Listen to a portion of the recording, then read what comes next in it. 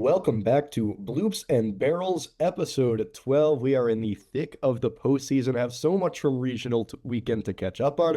Previewing Super Regional weekend. He's Adam Beck. I'm Ethan Siegel. Adam, what a week of softball it's been.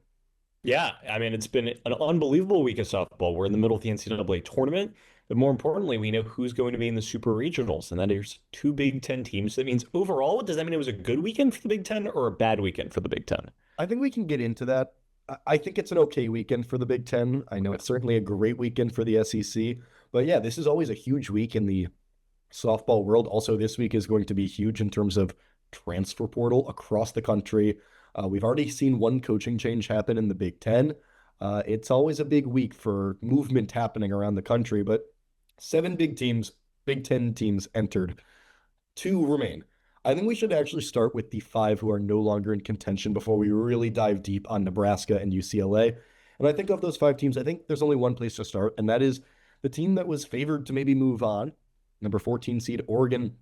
They weren't able to come out of the Eugene Regional. They didn't even get to the regional final on Sunday.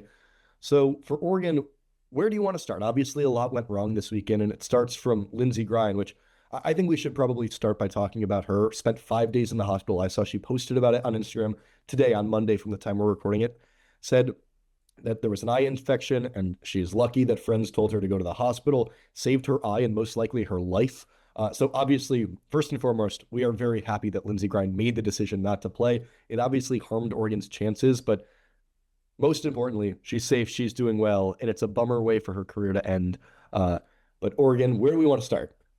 I mean, I think you have to start with them getting no hit by Mississippi State in game two of their regional. They started things off with a 5-1 win against Idaho State. They moved on to Saturday, and then But I think it's worth, even in the Idaho State game, the offense didn't really show up. They only had 5 hits against a pretty weird Idaho State team, and that was a bad sign right off the get-go.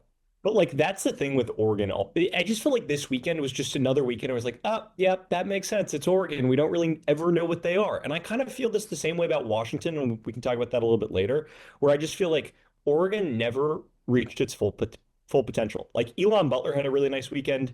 She tied the program's single season home run record with 19, also set a new runs record with 66.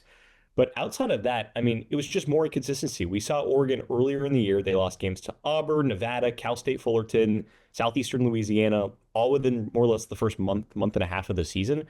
And back then we were having the conversation of like, okay, like what is this Oregon team? Like we expected them to be a top 10 team in the country. They're not that. And this was kind of all of those early onset issues kind of coming back to life. I think I agree. I think even if they had grind for the weekend with the way the offense played, I don't think they come out of this regional because it was just sleepy. You already mentioned no hit, not even by Pedro, by Mississippi State's second pitcher, had one base runner all game. And then they finally got the offense going a little bit for St. Mary's in the elimination game, but left 11 on base. It was just a really frustrating weekend. And obviously, the grind thing is such a big bummer. And it is hard not to feel a little bit what if with the end of her career and Amari Harper and Elon Butler.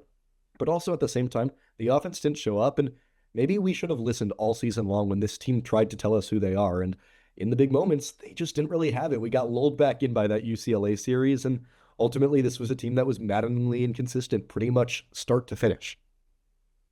And yeah, I mean, it's just they just never reached their potential. And while we're on that path, like Washington's that another team along that line. I mean, this was a team beginning the season. They beat Nebraska on the opening weekend. They played a really difficult schedule that first weekend of the season. They played Texas, they played Nebraska. They got one win against Nebraska, and you were like, okay, like we see some of the pieces that this team has, and there's more than enough potential. They were so hot to start Big Ten play, opened up Big Ten play 16-0, and then after that, just could never quite get it done. And I feel like that's another team where it's like, what if? Yes and no, because I do also remember we had a lot of conversations on this podcast about how we thought Washington was going to regress to the mean a little bit because we thought they were working at a talent deficit compared to the top teams in the conference. And maybe it was just kind of how the Big Ten schedule worked out, where they started 16-0 because they had a very backloaded schedule. And the non-conference was legit. I think that is honestly more telling. And if you want to make the what if argument, it starts there. But I will say, and we'll get into it with Michigan, with Wisconsin, with Indiana, I don't think any of the teams came out and embarrassed themselves this weekend. All of them won at least one game. Michigan was the only one of those teams who played on regional Sunday. But Washington picked up the win against Fordham and two close losses to a pretty solid South Florida team, and that's how it comes to a close. But actually, let's talk a little bit about Michigan. They are the sole team of that non-Nebraska UCLA group who made it to Sunday, and it's a tough task to beat a really good Oklahoma team. But I was really impressed with how they responded after losing 0-1 in 8 innings on the opening game against Kansas, a game that I said I just think Michigan is the highest hill to climb of any of these teams, and they put in a really good effort all weekend long. I think that Michigan team has a lot to be very proud of, and I thought Bonnie Tholes' squad responded really well down the stretch, and I thought her coaching was a lot better. And the other thing that I'll add with Michigan is just a really great weekend on the bump. It was overall just a phenomenal weekend for Gabby Ellis. She responded, was so good again against Binghamton, and responded from that heartbreaking 1-0 extra innings loss. And then the offense finally showed up in game two against Kansas. They ran Lila Partridge out of the game before she had even recorded an out, which she had killed them the day before. And like I said, there's no shame in losing to Oklahoma. So I think Michigan, maybe of any of these teams we're talking about, everyone leaves with a sour taste. But I think Michigan can be really proud of the effort they put forth. How about Erin Hain too, hitting 2 homers across the regional? She had 5 the entire season. I think you smacked her right on the head with the resiliency and the ability to come back. I mean, you lose a really heartbreaker against Kansas. You're down 10-9 in the sixth inning against Kansas in your second game, trying to get to the regional final, and Janisa Conway hits a 3-run go-ahead homer. Like, that was Michigan softball that weekend. And at the end of the day, they were going up against Oklahoma in the regional final. Like, that was going to be the toughest battle that they could possibly have. But I thought that, for the cards they were given, for the cards they were handed, and for that first game to not go their way, it was really impressive for them to keep in the fight. And you mentioned the good pitching. The offense showed up. 12 runs against a Kansas team, but that's really strong as well. So, yeah, Michigan, they're always solid. They're always good. And it was kind of just a resurgence of that, I feel like, for a Michigan team that throughout the entire season, we were like, okay, are they making it into the NCAA tournament? They're probably in, but like, how confident do we really feel in this team? We had our doubts, and I think they totally justified a spot in the 64-team field. And I feel the same way about Wisconsin and Indiana, who I also think were probably closer to being out than people realize. They were really pretty far down the bubble, especially Indiana. And Wisconsin, yeah, got run ruled by Texas, but so does everyone. And I thought they put a scare into a really good Baylor team. Indiana and Virginia gave us some of the best games all weekend in any of the regionals. Indiana's probably the team that most feels like they just let a few moments get away from them, that they left a little bit on the table, because that's a team that really could have made some noise. They left 2 and 3 on bases in the sixth and seventh in the first game against the Cavaliers. And then the Bats totally went cold down the stretch in the same innings, in innings 5 through 7 in the second game against Virginia. Indiana, I don't necessarily think they get out of the regional, obviously a really tough task. But I thought all of the teams put forth, we'll call it admirable efforts. Anything to add on Wisco or Indiana? I think just Indiana. I mean, 2 losses by 3 runs to the same team is just so tough. Like, and that was always going to be the thing with the Hoosiers, was just that matchup with UVA as like the second best team in that regional was, I mean, incredibly challenging. But I think Indiana, I mean, in terms of from last year to this year, what we saw, their progress, not just with the bats, but also the pitching as well. That's a fun program. That's a really fun program. I'm totally with you. Well, let's talk about the two teams who are still in. And I think let's start with the hot seeded team, Nebraska. We can talk a little bit about the Lincoln Regional this past weekend, and they'll also be hosting the Super Regional against Oklahoma State. I am so excited about that matchup. But let's start before looking forward. Let's look back to Nebraska. They made a clean sweep in the Lincoln Regional, but some low-scoring contests. So the total combined score across Nebraska's 3 games, 7-1. But Nebraska gave up 4 hits all weekend. It was all about the pitching.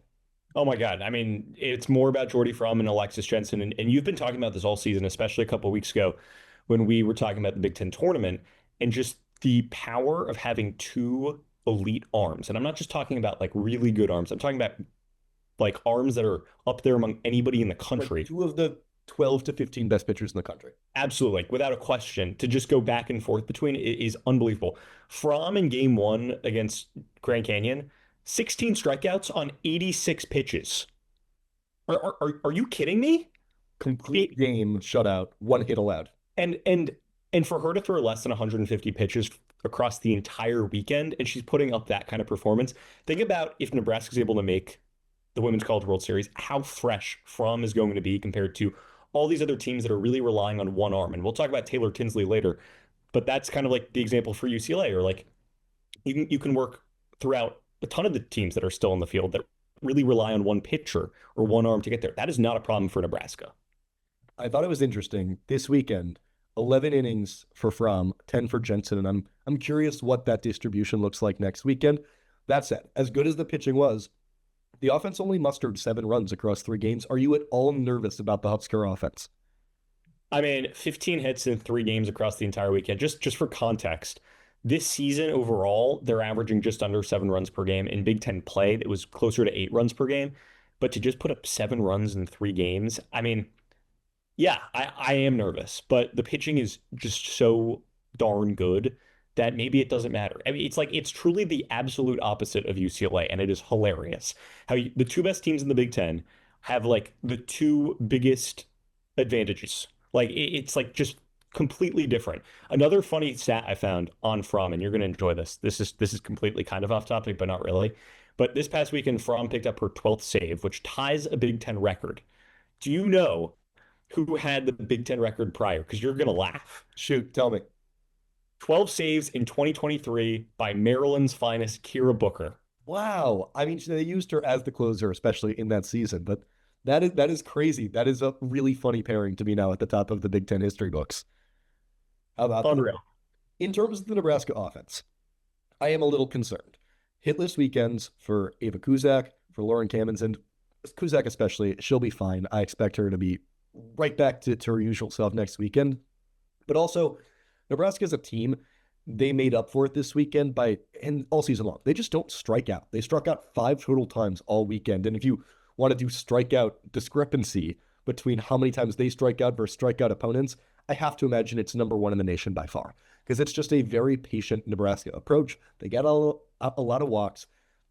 They don't strike out a ton. They put a lot of pressure on defenses, but you would like to see some of that power come back in. The extra base hits just weren't really flowing this weekend. Yeah, and that's the thing with that team is you feel like their biggest asset is not just the ability to get on base at a high clip with low strikeouts, but also the pop in the bats. I mean, throughout the entire lineup, there's power everywhere.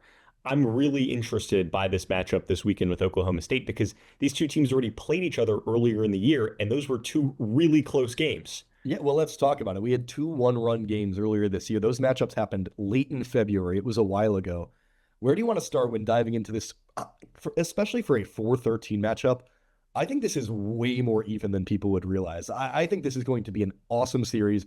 I mean, you have to start with Ruby Malin and Fromm, 2 of the best pitchers in the country. These will be some low-scoring, awesome games. Malin this year, 2.12 ERA, 29 wins, 238 total innings of work, 216 strikeouts in that span. The batting average against hovering right at 200. I think the best storyline, though, out of anything, honestly, in this series for Malin, she's from Omaha. Yeah. She's the only player on Oklahoma State from the state of Nebraska. And she's not just one of the best pitchers in the country, but she's a dominant pitcher. I mean, like, this is going to be one of those kinds of series where all eyes are going to be on Malin versus Fromm. Jensen's going to be worked into there. I mean, you've got real star power here on the field in Lincoln. Well, not only is Ruby Malin from Nebraska, but did you see that our friend Sydney Supley this morning did a story about how they grew up with the same pitching coach, and that's Jordy Fromm and Ruby Malin. So I didn't realize that. Connections galore, which is Wow. going to be awesome.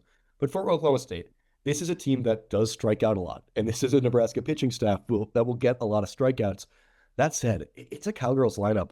Really good fielding, really solid offense. They're aggressive on the base paths. They don't give a ton of free passes. And we talked about Malin's season stats, 3rd in the country in innings pitched. She has been a workhorse, and she's certainly shown an ability to be able to handle that workload. And they looked so good in the Stillwater Regional this past weekend.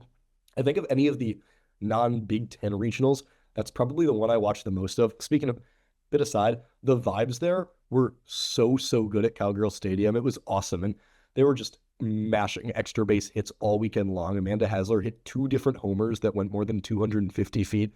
They had 7 total home runs across 3 games, and most of them were no doubters, if I'm being honest. And Malin looked really sharp.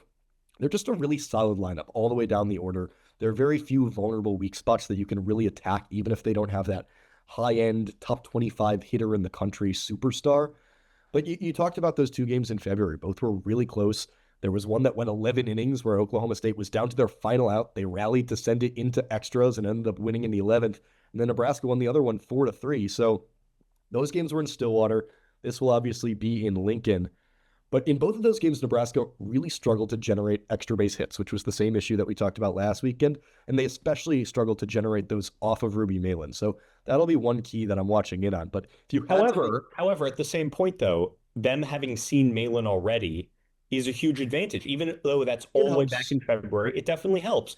Where Nebraska is able to kind of once again go back and forth between From and Jensen, depending on what's working, and just to keep each other fresh. So I think having that experience earlier in the year is definitely a help. But Malin has been incredibly dominant. So if you want to like give them +1 like hitting power on if in pretend stats, right? Um, I still think that is an important storyline to keep in the back of the mind. So if you had to make your pick, 3 games set, who's winning how many games? I think Nebraska in three. I I think Nebraska also in three. I also have Nebraska in 3. Um, I think Nebraska being the home team, they're just. I mean, this team could have been the number one overall seed in the country, absolutely. And I think that it was a dominant showing this past weekend, not necessarily from an offensive perspective, but from a pitching perspective. And I think being at home, especially too in the Supers, is going to be a huge advantage for the Huskers. Well, let's move on now to the other super regional. UCLA also doing their business this weekend. They went undefeated to move on, and UCF upset in the Tallahassee regional. Florida State not moving on. Instead, it's Central Florida. But let's first talk about UCLA's performance at the Los Angeles Regional this past weekend. What'd you make of them? How would you compare their performance to Nebraska's? Who had the more impressive weekend? Well, I think Nebraska's had probably the more impressive weekend. Just I think they won all of those games, and yes, some were close. The two GCU games were really close, but UCLA almost lost to Cal Baptist. We got to talk about the Cal Baptist. Like, come on. Here's my piece on the Cal Baptist game. It was super weird. Obviously, a 10-run spot is never a good thing to happen. But my contrarian take is this is my favorite UCLA game that I have watched all season long, because just watching that offense just go and operate with no panic was so impressive. At no point, even when they were down 4 runs late in the game, did I think UCLA was going to lose that game. And for it to be Jolena Lamar, of all players, to hit the game-tying home run in the 7th inning at the bottom of the order, when in real time I was like, just get on base. You just got to get it to Grant. You just got to get it to the 2 spot. Just get it there. And then you don't even have to worry about that because Lamar goes out and ties the game with a 2-run shot out to right field. I thought it was just an impressive weekend of resilience. That UCLA, frankly, they've had a lot of blowout wins all season long, and I thought it was kind of fun to see them in a gut check situation, and they rose to the occasion. And then from there, they just absolutely destroyed South Carolina. 33 hits on the weekend, 19 of them were extra base hits, 11 of them were home runs, and Taylor Tinsley, for as rough as a game as she had against Cal Baptist, responded really well, looked really sharp in both games against a very serious South Carolina team. So I actually think UCLA had the more impressive weekend versus Nebraska if we're splitting hairs there. I think going back to Tinsley, it really feels like every 3 outings, 2 of them are good, and then one of them is just like a complete clunker. Just like complete like, oh my gosh, like how is this happening right now? Like this pitcher, this is not Taylor Tinsley, right?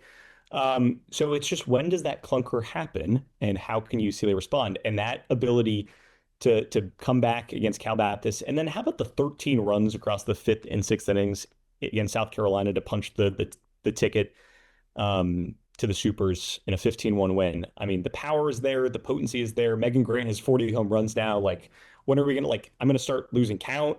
Um, Man, UCLA they're just so. I think they're still the most fun team to watch in the Big Ten at any point this season. I know Nebraska's been more dominant with the pitching, but Yeah, I don't necessarily disagree. And they have a fun matchup too with the Central Florida team that we talked about, that upset at Tallahassee. I was right. I told you Florida State. I thought they were a little overrated. you did. And UCF comes out of the Tallahassee Regional, and this is a Central Florida team that we just talked about how much we like Oklahoma State. They beat Oklahoma State in 2 of 3 earlier. Arizona State, who's playing in the Supers, they just upset their regional. They're going to Austin for the Supers. And UCF beat them in a season series too. They were a Big 12 team that really competed all season long. And What do you make of the matchup? Where do your eyes start to veer when you're initially looking? I really like UCF. This is like a sneaky team, right? This was not a team projected to make it this far, but they beat FSU in the Tallahassee Regionals, as you mentioned. That was UCF's first win over FSU since 2011. Like, that's a really long time. They make their second super regional appearance in program history. Their first was in 2022. And you mentioned that series against Oklahoma State earlier this year. They took 2 of 3 against the Cowgirls. But I just love this offense. They're so deep. This lineup is so deep. They've got 5 hitters with 10 or more homers this year. All 5 of them have an OPS over 1,000.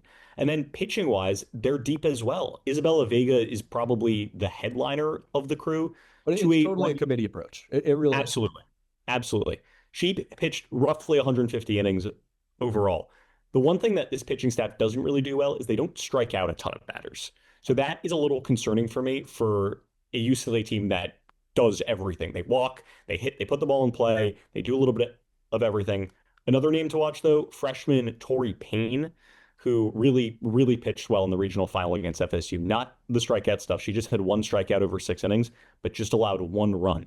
So this is going to be a UCF team that's going to kind of rely on whoever's hot in the circle. And I think that plus just how deep their lineup is could be a problem. The pitching was really fantastic this weekend, and I think it was the whole staff. They allowed 6 runs across 4 games. And I will say I was a little surprised. You talked about how much you like the offense. I thought they were pretty pedestrian this past weekend in Tallahassee for a team toward the top of the Big 12 in most offensive categories. That said, a very patient approach at the plate. They have lots of walks, but on the other side, they will give UCLA a lot of free passes. And even though they're the second best team in the Big 12 and not allowing home runs, I I just think I that don't care. like a dangerous game against UCLA, especially when you don't generate a lot of strikeouts. UCLA is the type of team who will capitalize on a pitch to contact approach team. So I know you like UCF. I don't know where I'm at. If I have to make my pick, I'm going to go UCLA in two, especially considering UCF going to have to travel 3 time zones going from the East Coast to the West Coast for this series. Another note on Vega. I'm just looking at the stats right now. She's given up 22 home runs this year and 149 and 2/3. The rest of the pitching staff, just 16 home runs allowed. Yeah. So, yeah, that's it. That's interesting. I have UCLA in 3. Okay. I just think, I mean, think about all the confidence that So a team like UCF is coming off no, with go a ahead. Finish with a that win thought. over FSU. And I just think that we've seen UCLA, we've been really high on them the entire year. I've been super high on them the entire year. Like UCLA is my team. Like Yeah. I still like if UCLA and Nebraska were facing off in the Women's College World Series, I don't care. I'm still taking UCLA. Like it's Wow. blind faith. It's blind faith. But I just think that UCF, they steal one. I think they're pesky. So let me ask you, who do you think, but you picked both series in 3, who do you think is more at risk of losing this upcoming weekend? Oh, UCLA, without a doubt. Okay. Just with the pitching. I mean, I, I don't trust Taylor Tinsley. I actually disagree, just because I think Oklahoma State is much better than UCF. And I think the offense scared me enough last weekend for Nebraska. That said, I think both of us fully expect that we will still have 2 Big 10 teams in the Women's College World Series when we talk at this time next week. But let's finish up same way we always do. The best thing you saw in the Big 10 this week. And also, I'm going to ask you for the Super Regional, whether it's a Big 10 one or not, that you're most excited to watch this upcoming weekend.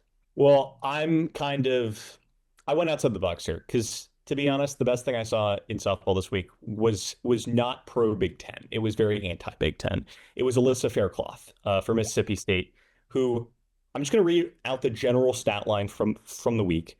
3 games, 2 complete games, didn't give up a single run, pitched 15 and 2/3 innings of work with 26 strikeouts, just allowed 2 hits. And yeah, she tossed a 10 strikeout no hitter versus Oregon on 77 pitches. And then followed it up with a 14 strikeout game against St. Mary's to punch Mississippi State's ticket to the Super Regionals. So yeah, that's unbelievable. Like, what are we doing? Like, what are we doing? Just unbelievable stuff. A bonus too, the worst thing I saw in the Big Ten this week. What is going on with UCLA's high home camera for these ESPN games? Yeah, it Like was what? weird. Like it's a low home camera. It's an odd angle. I also did pick up on this. I was like watching highlights and I was like what is this? It's weird. Like I really hate it to be honestly. I hate it. I just hate it. I also have both a highlight and a low light. Uh, the best thing I saw in the Big Ten this week, I'm going to pinpoint, especially in Lincoln, the crowd for the Lincoln Regional. And now they get to host their first ever Super Regional. They just showed up, just sellouts every single game, and that's to be expected. In Nebraska, really for all sports, is one of the best fan bases in the country. You and I have both been at some volleyball games in Nebraska And some football games. and some football games, and there's nothing quite like the way that Nebraska fans show up for their teams. But I just love postseason games happening on college campuses.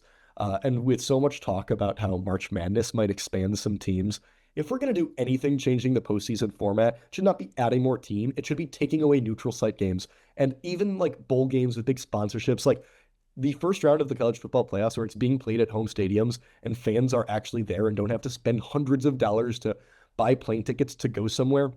I think it's just great for college sports. So anytime that postseason games are happening on campuses, I'm a big proponent of that.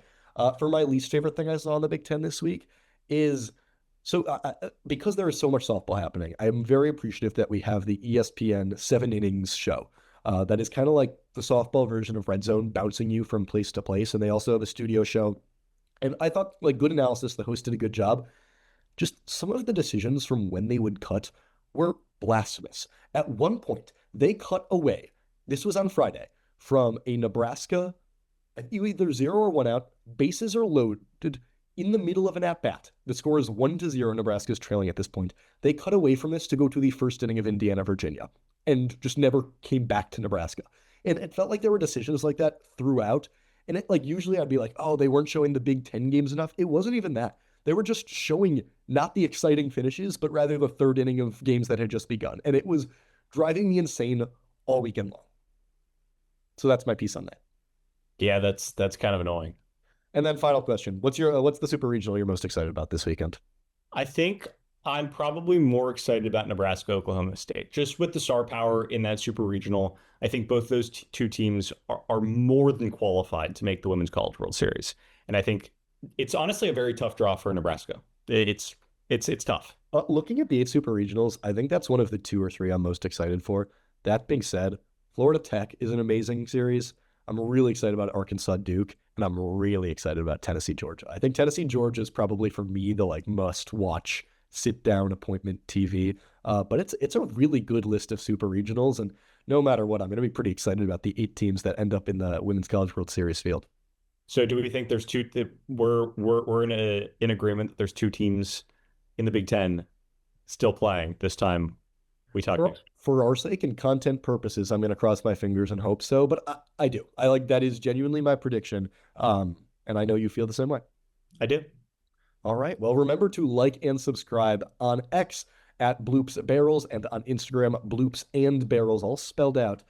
Thank you so much for tuning in. Next week, Super Regional Recap, and we'll be talking some Women's College World Series. Thanks for tuning in.